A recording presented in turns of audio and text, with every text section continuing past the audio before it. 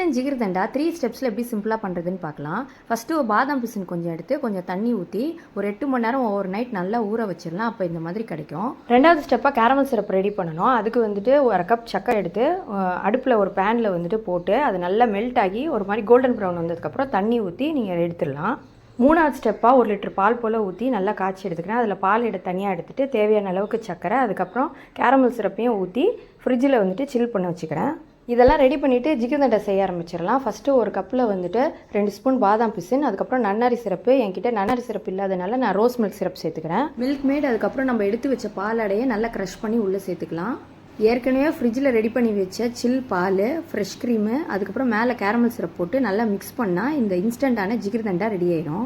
Ice cream add பண்ணால் இன்னும் டேஸ்ட்டாக இருக்கும். இது தேவையான பொருட்கள் எல்லாம் நீங்கள் ரெடி பண்ணி வச்சுட்டிங்களா, எப்போ வேணும்னாலும் நீங்கள் இதை வந்துட்டு இந்த வெயிலுக்கு இதமாக போட்டு குடிச்சிக்கலாம்.